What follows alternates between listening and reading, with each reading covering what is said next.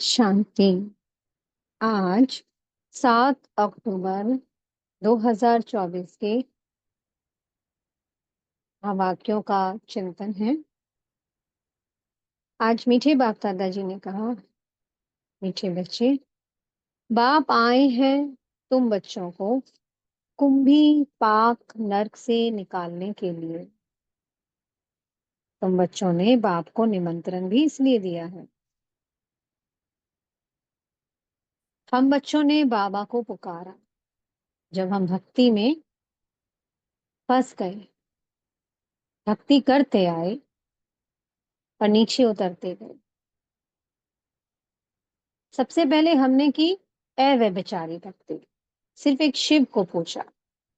अगर हम खाली एक शिव को पूछते रहते तो इतना नीचे नहीं उतरते। लेकिन क्या हुआ कि शिव की पूजा के बाद हम अनेकों देवी देवताओं को पूजने लगे। कहीं राम सीता की कर रहे हैं, कभी राधा कृष्ण की कर रहे हैं। फिर इतना नीचे उतरते गए कि 5 तत्वों की करने लग गए। कहीं नदियों की पूजा हो रही है, कहीं पत्थरों को पूजा जा रहा है।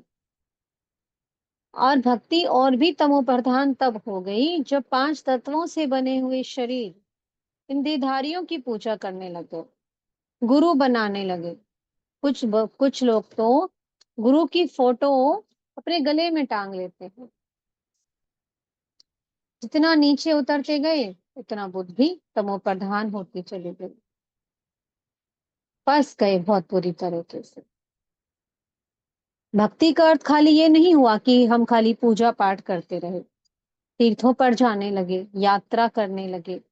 यात्रा पर जाते थे, धन खर्च करते थे, शरीर की थकान होती थी और खाली हाथ वापस। तो आत्मा क्या हो गई? बहुत नीचे गिर गई, खाली हो गई। तो अब यात्रा करने के भी रिवाज चल पड़े। 4 धाम जाते हैं। अगर भक्ति का अर्थ यही है कि आप भगवान की मूर्ति को घर में रखकर पूजा करो, तो फिर आपको बाहर ढूंढने की क्या आवश्यकता है? मूर्ति तो वही है ना। हम कृष्ण की पूजा चाहे घर में कर रहे हैं, चाहे हम बाहर तीर्थों पर जाकर कर रहे हैं, कृष्ण तो कृष्ण ही है।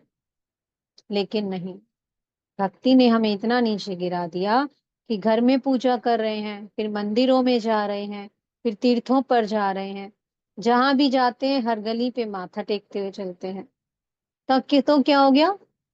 हमारे मन में कहीं डर आ गया कि अगर हमने माथा नहीं झुकाया, अगर हमने हाथ नहीं जोड़े, तो कहीं कुछ अनिष्ट ना हो जाए, कहीं कुछ अकल्याण ना हो जाए। लेकिन कभी सोचा जाए कि भगवान कभी किसी का कल्याण कर सकते हैं? नहीं ना।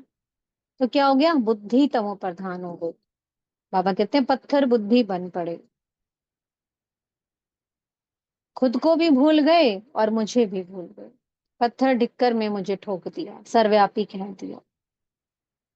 फिर बच्चों ने बाबा को पुकारा, बाबा आ जाओ, हमें इस नरक से निकालो।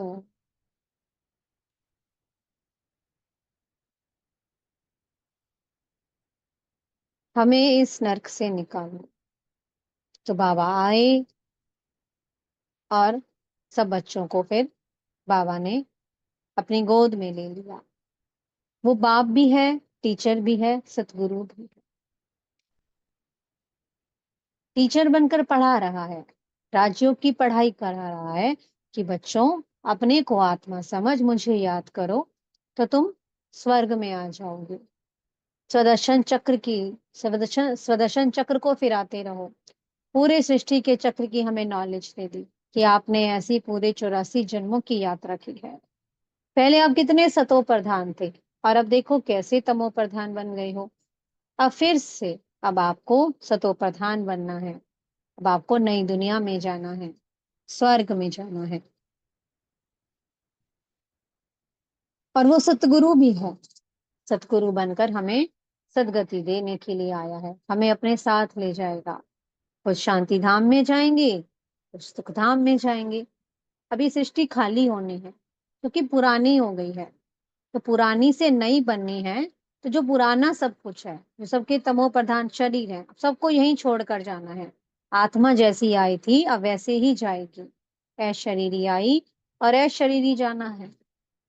इसलिए बाबा रोज कहते हैं अपने को इस देह से न्यारा समझो, आत्मा समझ मुझे को याद करो। आज बाबा ने बूढ़ी माताओं का बड़ा जिक्र किया है मुरली में, कि बूढ़ी माताओं को समझाना है। उनको समझ में नहीं आता सारा ज्ञान, उन्हें बाप टीचर सदगुरु बन के बाबा पढ़ा रहे हैं, उन्हें ये सब समझ में नहीं आएगा। तो वो कहते हैं दीदियों को कि आप इन्हें सिर्फ ये समझाओ कि अपने को आत्मा समझो और शिव बाबा को याद करो। शिव बाबा आपको है ना स्वर्ग में ले जाने आए हैं, सिर्फ अब आपको बाबा को याद करना है। तो बाबा कहते हैं अगर बूढ़ी बूढ़ी माताएं भी याद करेंगी तो स्वर्ग में तो आ जाएंगी ना, बाबा तो कहेंगी ना। श्री कृष्ण को श्री कृष्ण को गोद में तो झुला सकती हैं, लेकिन अगर कोई प्रजा में आएगा तो श्री कृष्ण को थोड़ी ना गोद में झुलाएगा। जो महल में रहने वाली आत्माएं होंगी वही कृष्ण को झूला झुलाएंगी, बाकी तो सब दूर से ही दीदार करेंगे।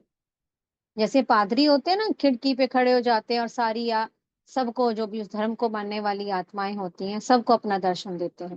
तो ऐसे ही श्री कृष्ण का दर्शन भी फिर प्रजा को दूर से ही होगा, कभी कभार दीदार होगा, वो भी कोई ऐसे नहीं कि रोज होगा। जो महल के अंदर रहेंगी, लक्ष्मी नारायण के संग रहेंगी, वो कृष्ण को झूला झुलाएंगी। तो उसके लिए भी विशेष पुरुषार्थ तो करना पड़ेगा ना, कि कृष्ण को झूला झुलाएं। तो इसलिए बाबा कहते हैं कि मुझे एक को याद करो, सब कुछ भूल जाओ। बाबा कहते हैं देखो ये घर पुराना हो गया है, घर मतलब ये पुरानी दुनिया, और पुरानी से इस नई दुनिया को बनने में पूरे 100 वर्ष लगते हैं। तो बाबा इस पुरुषोत्तम संगम युग पर आते हैं 100 वर्षों के लिए, और अब तो ये पिछाड़ी का समय चल रहा है। सिर्फ कितने वर्ष बचे हैं, 10-12 वर्ष बचे हैं गिनती से। तो अब तो तमो प्रधानता और भी तेजी से फैलती जा रही है, कितनी वेस्टेज कितनी नेगेटिविटी फैली हुई है। तो इसलिए अब पुरानी दुनिया को जितना हम भूलेंगे, उतना जितना हम बाबा को याद करेंगे, उतना ही हम अपनी याद की यात्रा में ऊपर चढ़ेंगे। सतो प्रधान बनना है। जो सतो प्रधान बनेगा तभी तब वो ही सतो प्रधान दुनिया में आएगा, क्योंकि जो सतयुग है वो सतो प्रधान दुनिया है, और जो त्रेता है वो सतो गुनी दुनिया है, वहां सतो स्टेज है।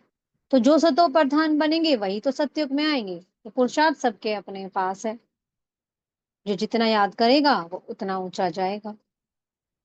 तो इसलिए बाबा कहते हैं मुझे याद करो। बहुत कथाएं सुन ली आपने, बहुत यात्राएं कर ली आपने, अब आपको मैं मिल गया हूँ, तुमने मुझे पुकारा आओ बाबा हमें ले जाओ, तो मैं तुम सबको ले जाने आया हूँ। इसलिए अब ध्येय और ध्येय के सब संबंधों को भूल जाओ, जो भी अब तक पढ़ा, जो भी अब तक कथाएं सुनी, सब कुछ भूल जाओ। सिर्फ आत्मा समझ मुझे एक परमात्मा को याद करो। मैं तुम्हें स्वर्ग में ले जाने आया हूँ। पहले घर जाना है, फिर स्वर्ग में आना है।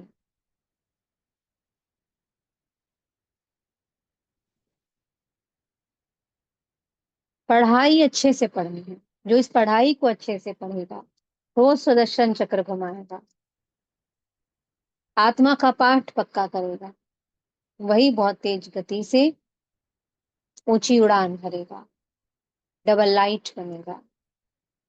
तो इसलिए बाबा कहते हैं बाप की याद में आंखें बंद करके नहीं बैठ जाना है। आंखें बंद करके बैठना मतलब ध्यान में बैठ जाना।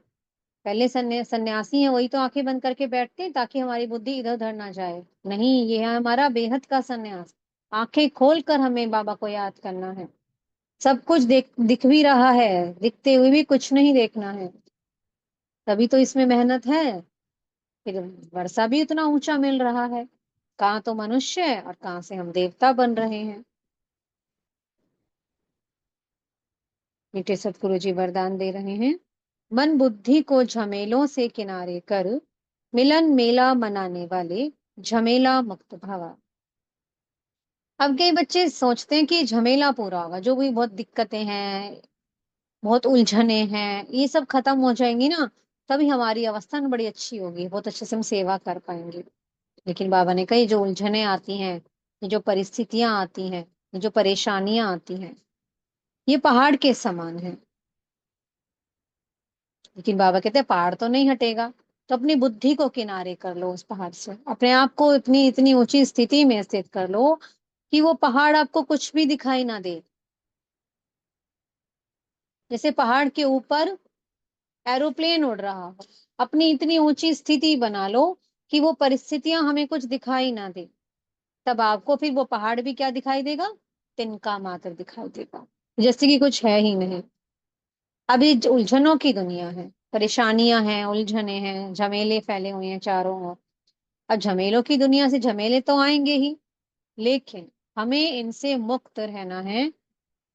मुक्त रहने का तरीका है बाबा की याद में लवलीन हो जाना।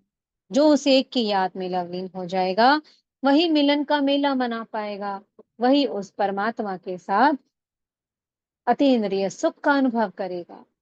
लेकिन हमें अभी हमें क्या करना होगा? मन और बुद्धि को इन झमेलों से डिटैच करना होगा। बाबा क्या कहते हैं? देखते हुए भी कुछ नहीं देखो, कोई क्या कर रहा है क्या नहीं कर रहा है। सुनते हुए भी कुछ नहीं सुनो,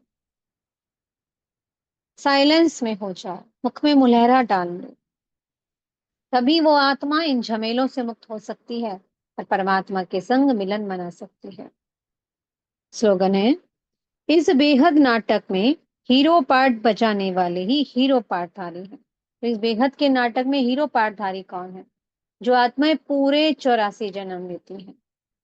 9 लाख आत्माएं ही हैं जो पूरे 84 जन्मों की यात्रा करती हैं। तो इसलिए हम कौन हैं? हीरो पार्टधारी आत्मा। हमने शुरू से लेकर अंत तक पार्ट बजाया है। हम ही देवता थे, देवता से हम ही अब मनुष्य बने हैं। अब हम फिर से मनुष्य से देवता बन रहे हैं। और देवता बनने के लिए क्या शर्त है? उस एक की श्रीमत पर चलना, अपने को आत्मा समझ उस एक परमात्मा की याद में लवलीन हो जाना। ओम शांति। बहुत बहुत शुक्रिया प्यारे प्यारे हमारे मीठे मीठे बाप दादा जी का। ओम शांति।